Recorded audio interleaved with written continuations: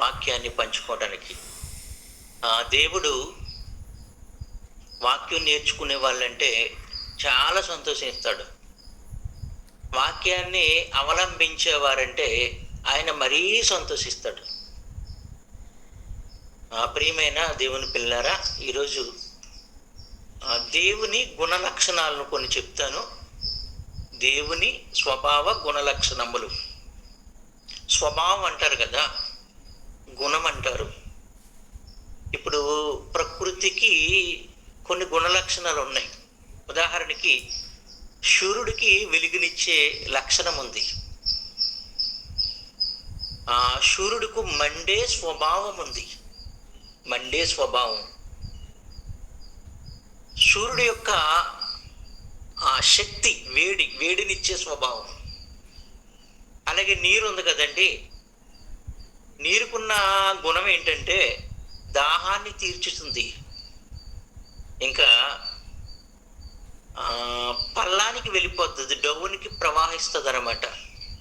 అందుకనే వరదలు వచ్చినప్పుడు మనం ఏం చేస్తామంటే, ప్రభుత్వం ఏం చేస్తుందంటే లోతట్టు ప్రాంతాలను ఖాళీ చేయించేస్తారు. ఎందుకంటే నీరు ఆ లోతట్టు ప్రాంతాలను ముంచేస్తుంది కాబట్టి. జాగ్రత్త పడుతున్నామా లేదా?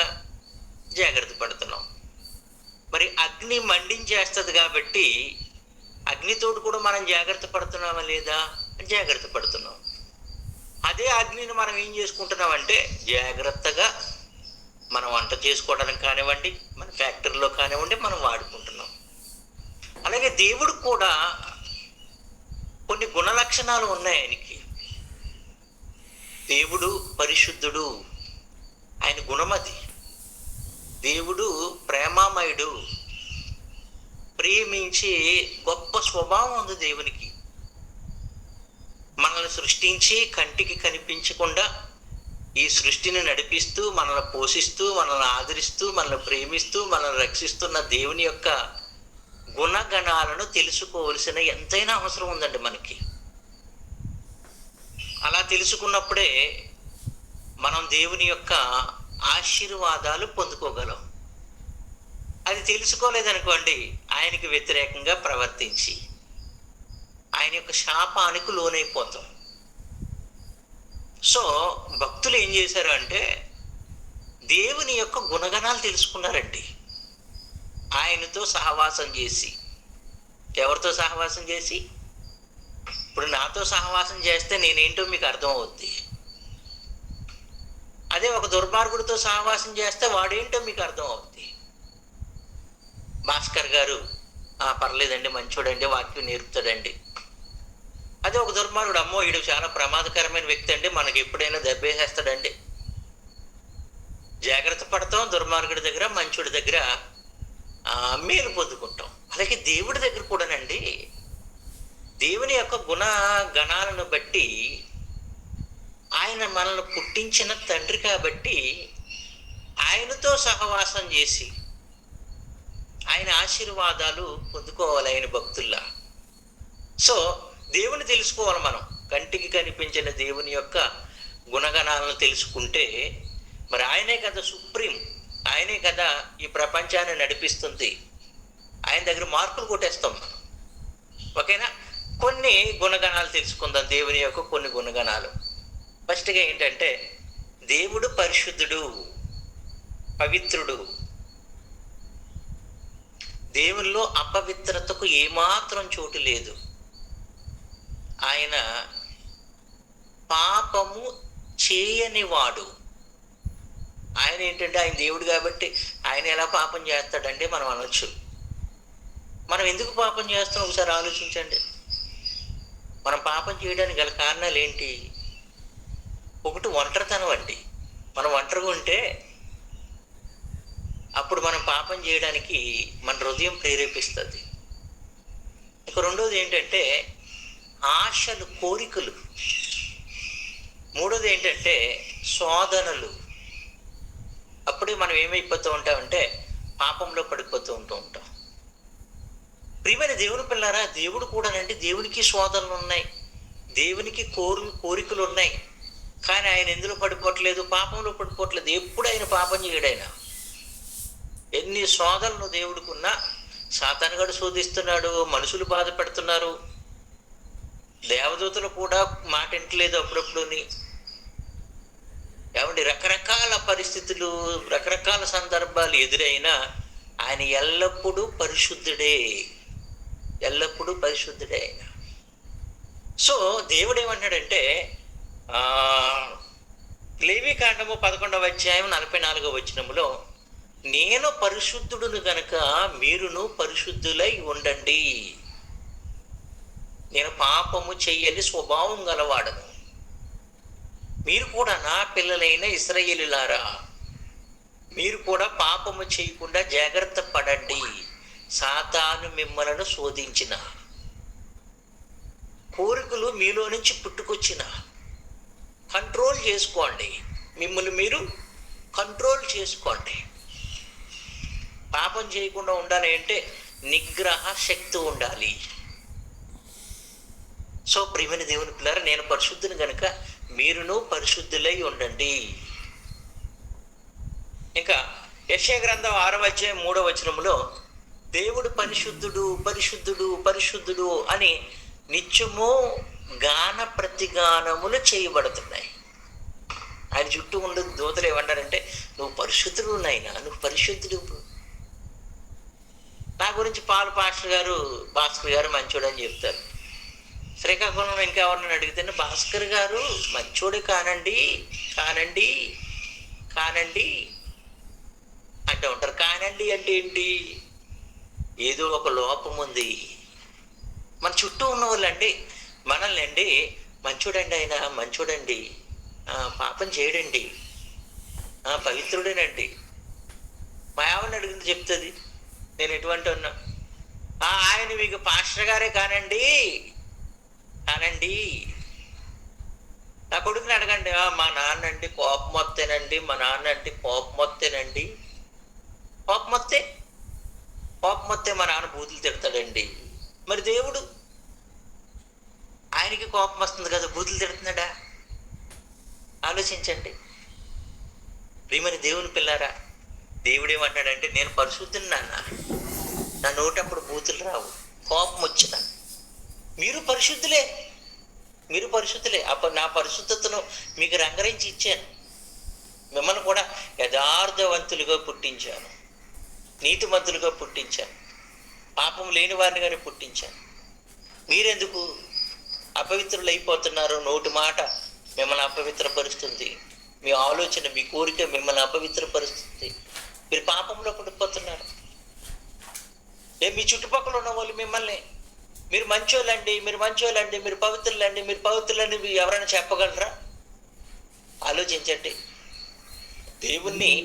దేవుడి చుట్టూ ఉన్న దేవదూతలు ఏం చెప్తున్నారంటే, దేవుడు పరిశుద్ధుడు పరిశుద్ధుడు పరిశుద్ధుడు పరిశుద్ధుడు. మన చుట్టుపక్కల వాళ్ళు మన గురించి ఏం చెప్తున్నారు? ఈయన చెడ్డోడు చెడ్డోడు చెడ్డోడు, కోపం వస్తే తట్టుకోలేం, సాయంత్రం అవుతే మందేసేస్తాడు, ఉదయం లెగిస్తే అబ్బబ్బబ్బబ్బబ్బా. మనకు మంచి పేరు ఎందుకు లేదు? మన చుట్టూ ఉన్న వాళ్ళు మనల్ని ఎందుకు మంచోళ్ళుగా అనలేకపోతున్నారు? మన బ్రతుకులో పాపం జోడు చేసుకుంటుంది. సో దేవుడు ఏమంటున్నాడంటే, నేను పరిశుద్ధుని కనుక మీరు కూడా పరిశుద్ధంగా ఉండండి. చాలామంది ఈ మాట అనరండి. చాలామంది, నేను పవిత్రుని, నేను పాపం చేయట్లేదు, మీరు పాపం చేయకుండా ఉండండి అని అందరూ అంటారండి. దేవుడు అంటున్నాడు, నేను పరిశుద్ధుని కనుక మీరు కూడా పరిశుద్ధుల్లా ఉండండి అని. ఓకే, అంటే పరిశుద్ధత ఆయనకు మాత్రమే సొంతం కాదు, ఆయన పిల్లలమైన మనం కూడా సొంతం చేసుకోవాలి. ఇంకా రెండవ గుణం, దేవుడికున్న మంచి గుణం ఏంటంటే, దేవుడు ప్రేమామయుడు. దేవుడు ప్రేమ. ఆయనండి గొప్ప ప్రేమ గలవాడు. ఎలా చెప్పగలను ఆయన ప్రేమ గలవాడని? ఆలోచించండి. మనం పాపం చేసినా మనల్ని ప్రేమిస్తున్నాడండి. ఆయన కుమారుడైన యేసుక్రీస్తు వారిని సిలువ వేసిన వాళ్ళు ప్రేమిస్తున్నాడండి. ఆయన ప్రేమిస్తున్నాడు.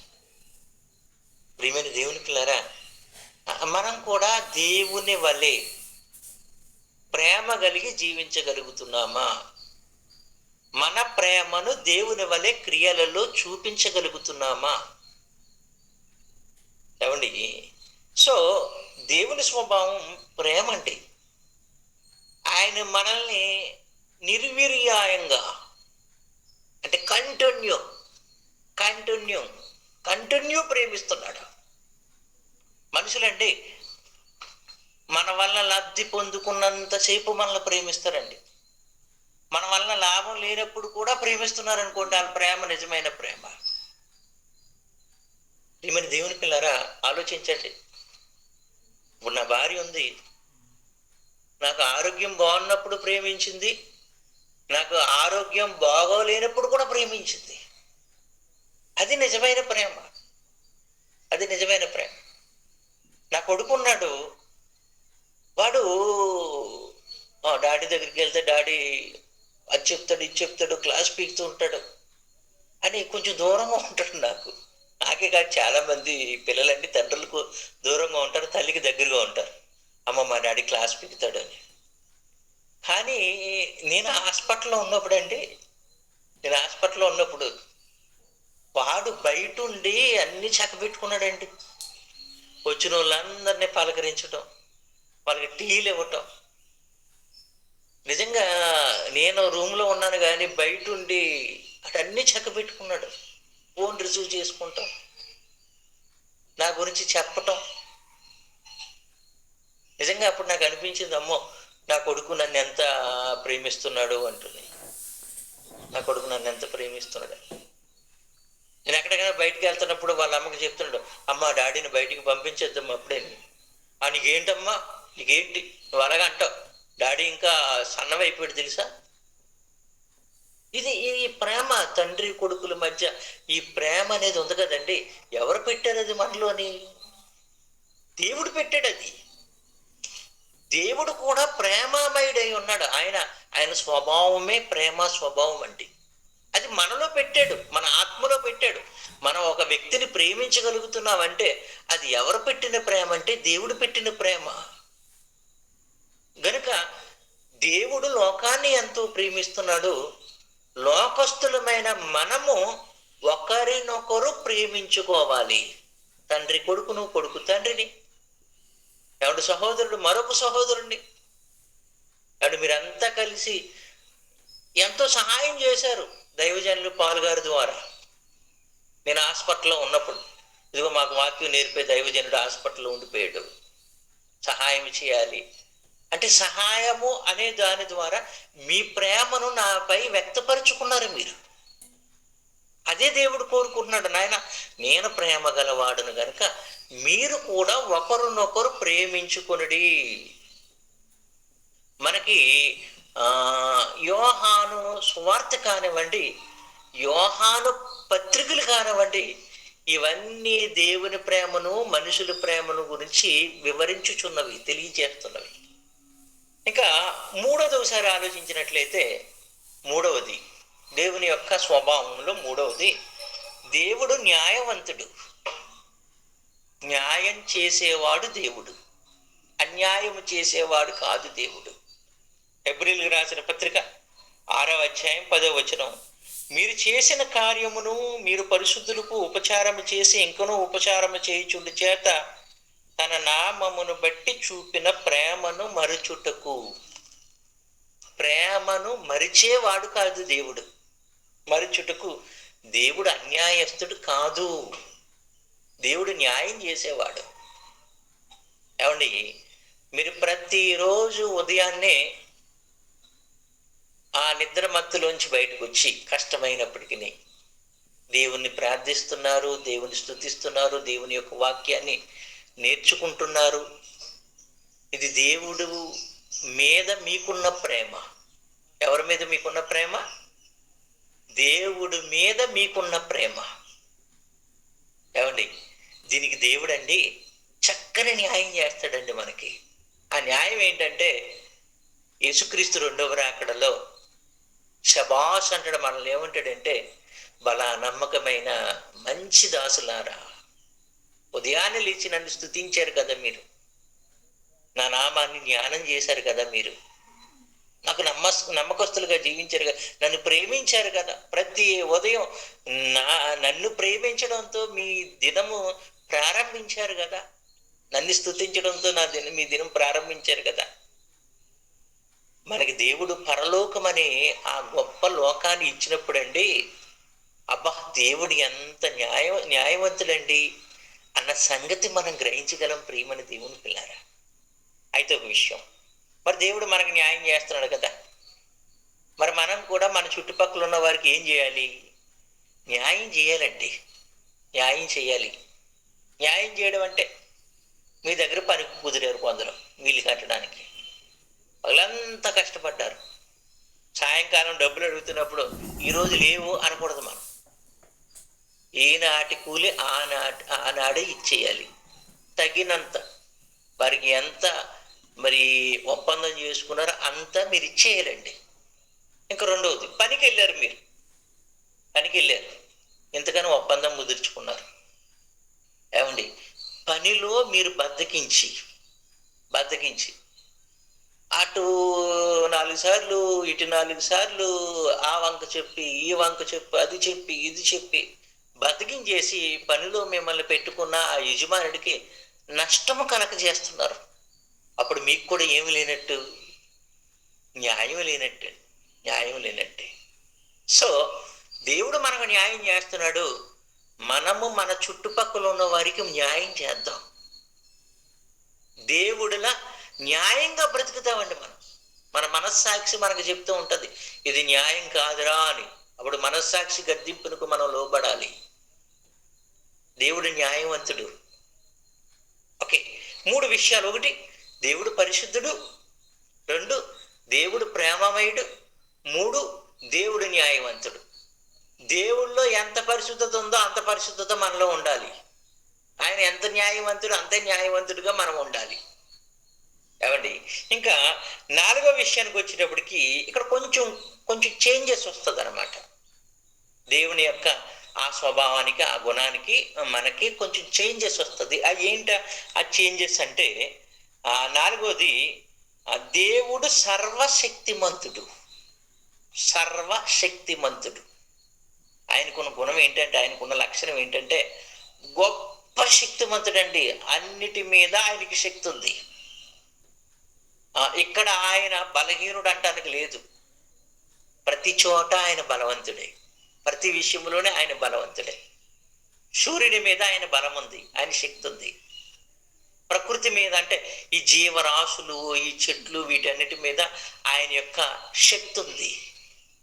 మనుషులను కలగజేయడంలో ఆయన యొక్క శక్తి ఉంది. పలానా చోట ఆయన బలహీనుడు అనడానికి లేదు. సర్వ శక్తిమంతుడు అంటే సర్వము మీద శక్తి కలిగిన వాడు. ఆయన ఎక్కడ బలహీనుడు కాదు, బలవంతుడే. ప్రతి చోట ఆయన బలవంతుడే. మనము ఆయన సర్వశక్తిమంతుడు కాబట్టి నేను కూడా సర్వశక్తిమంతున్నా, లేకపోతే నేను శక్తిమంతున్నా? దేవుడు నాకు శక్తినిచ్చాడా లేదా? శక్తినిచ్చాడండి. ఎంత శక్తినిచ్చాడు? కొంచెం శక్తినిచ్చాడు. సర్వశక్తి ఆయన చేతిలో పెట్టుకున్నాడు, కొంచెం శక్తిని మన చేతిలో పెట్టాడు. ఒకవేళ ఆయన సర్వశక్తిమంతుడు కదా, మనకు కూడా సర్వశక్తి ఇచ్చేసాడు అనుకో, అప్పుడు మన పెత్తనం దేని మీద చెలాయిస్తామంటే ఈ ప్రకృతి మీద చెలాయిస్తాం. మనం ప్రకృతి మీద అంటే వర్షాన్ని అవసరమైనప్పుడు కురిపించుకుంటాం. ఏమండి, వర్షాన్ని కురిపించుకుంటంలో మన స్వార్థాన్ని వాడుకుంటాం. సో సర్వశక్తి ఆయన చేతులు పెట్టుకున్నాడు, కొన్ని శక్తులు మాత్రమే మనకి ఇచ్చాడు. ప్రియమైన దేవుని పిల్లారా, మన కుటుంబాన్ని పోషించుకునే శక్తిని ఇచ్చాడు. ప్రపంచాన్ని పోషించే శక్తిని ఇవ్వలేదు మనకి. ప్రపంచాన్ని పోషించే శక్తిని ఇచ్చాడు అనుకోండి, ప్రపంచాన్ని మన కాలు కింద పెట్టుకుంటాం. అప్పుడు మనం మిస్యూజ్ చేసుకుంటాం. దేవుడిచ్చిన శక్తిని ఇప్పటికే చాలా మంది ఏం చేస్తున్నారంటే మిస్యూజ్ చేస్తున్నారు. కొన్ని సందర్భాల్లో ఒకటి ఇలా మేసం తిప్పుతున్నాడు,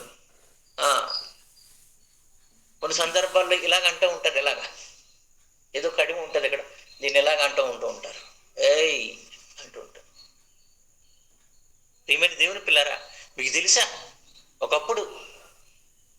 భూస్వాములు అనేవారు కదా, భూస్వాములు. వారికి ఉన్న ఆధిపత్యం, వారికి ఉన్న ధనబలం, వారికి ఉన్న రాజకీయ బలముతో చాలా మందిని దాసోహం చేసుకునేవారు. వారి పంటను అన్యాయంగా వీళ్ళు తినేసేవారు, వారి స్త్రీలను పాడు చేసేసేవారు. వాళ్ళ యొక్క శక్తిని, అంటే వాళ్ళ యొక్క ఆ కూలిని దోచుకునేవారు. ఇదంతా ఎందుకు జరుగుతుందంటే కొంతమంది వాళ్ళ శక్తిని మిస్యూజ్ చేశారండి, దుర్వినియోగం. సో సర్వశక్తిమంతుడు ఆయన శక్తిని మాత్రం మనకిచ్చాడు. ఈ శక్తిని మనం సద్వినియోగం చేసుకోవాలి, నలుగురికి మేలు చేసేటట్లు సద్వినియోగం చేసుకోవాలి. ఆయన ఏమంటున్నాడు, అబ్రహాము ఆ దేవుడికున్న శక్తిని కొంచెం తక్కువ అంచనా వేశాడు. ఆ టైంలో అబ్రహాముతో దేవుడు అంటున్న మాట ఏంటంటే, ఆదికాండము 17వ అధ్యాయము 1వ వచనం నుంచి, అబ్రహాము 99 ఏండ్ల వాడైనప్పుడు యెహోవా అతనికి ప్రత్యక్షమై, నేను సర్వశక్తి గల దేవుడును. నాకున్న గొప్ప స్వభావం ఏంటంటే సర్వశక్తి గల దేవుడను, నా సన్నిధిలో నడుచుచు నిందారహితుడివై ఉండుము. అబ్రహాముతో ఈ మాట ఎందుకు చెప్తున్నాడు దేవుడు అంటే, అబ్రహాముకు దేవుడు వాగ్దానం చేశాడు, నీకు పిల్లల్ని ఇచ్చేస్తాను నాయన, చాలా మంది పిల్లల్ని ఇస్తాను నాయన అంటే, అబ్రహాము తొందరపడి శారమ్మ మాట విని హాగరుని తెచ్చుకున్నాడు. సో అప్పుడు దేవుడు ఏమన్నాడంటే, నువ్వు ఎందుకు తొందరపడ్డావు అని డైరెక్ట్గా చెప్పకుండా, ఇదిగో నాకున్న శక్తి ఏంటంటే 90 సంవత్సరాల శారమ్మను 100 సంవత్సరముల నిన్ను, వృద్ధాప్యంలోకి వచ్చేసారు కదా, బలం తగ్గిపోయింది కదా. 35 సంవత్సరాలు నాకు ఉన్నప్పుడండి ఎంత గొప్పగా పరిగెట్టి ఉన్నో, 45 సంవత్సరాలు దాటినప్పటి నుంచి శక్తి తక్కువైపోతుంది. 100 సంవత్సరాలు వచ్చేసినాయంటే అబ్రహాముకి, అంటే బలహీనుడైపోయాడు, ముసలుడైపోయాడు. శారమ్మకు ఆ ఋతుక్రమం ఆగిపోయింది, ముసలైపోయింది. ఇంకా పిల్లల్ని దేవుడు ఇవ్వడు అనుకున్నారు వాళ్ళు.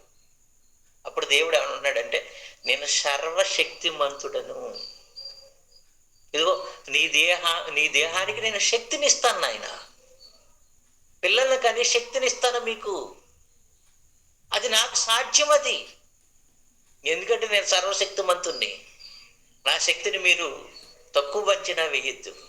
ఒకసారి ఆలోచించండి, దేవుడండి ఇంత పెద్ద సృష్టిని కలగజేశాడంటే ఆయన శక్తి ఎంత గొప్ప శక్తో ఆలోచించండి. ఒక లైటు వెలిగించుకుంటే ఒక గది మాత్రమే కాంతినిస్తుంది, కానీ సూర్యుడు ప్రపంచానికి కాంతినిస్తున్నాడు. ఒక చిన్న ఏసీ, ఒక డబ్బా ఒక రూముని మాత్రమే చల్లదనం చేస్తుంది. మరి ప్రపంచమంతా చల్లదనం అవుతుంది అంటే అది ఎవరి శక్తి? దేవుడి శక్తి అండి.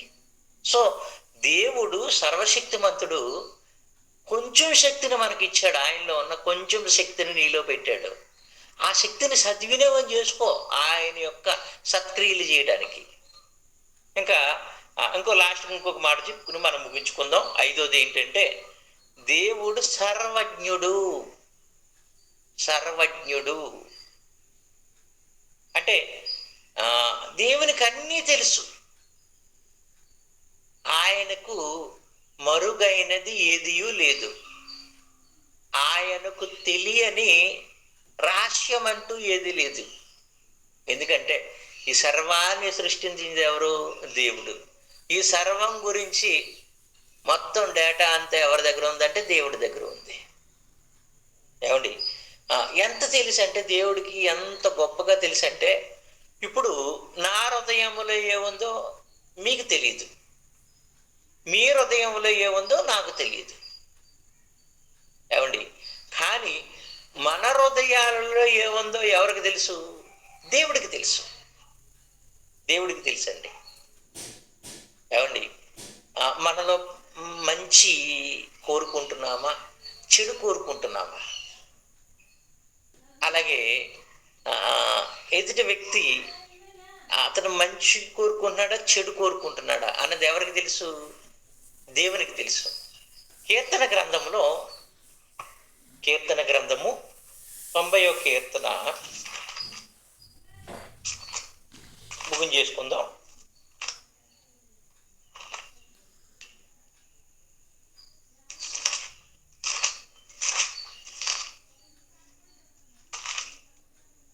నూట 39వ కీర్తన, క్షమించండి, 139వ కీర్తన మొదటి వచనం నుంచి, యెహోవా నీవు నన్ను పరిశోధించి తెలుసుకుని ఉన్నావు. అంటే లోపడంతా నీ హృదయంలో ఏముందంతా దేవుడికి తెలుసట. మనం కూర్చుంటుట లేచుట, నా తలంపు పుట్టక మునిపే నా మనసును గ్రహించి ఉన్నావు, అలా చెప్పుకుంటూ వెళ్ళిపోతే మన యొక్క దినచర్యలంతా ఆయనకి తెలుసు అంటండి. అంతా ఆయనకి తెలుసు. ఇప్పుడు దేవుడు సర్వజ్ఞుడు, అంటే సర్వము తెలిసినవాడు. మనకెంత తెలుసు?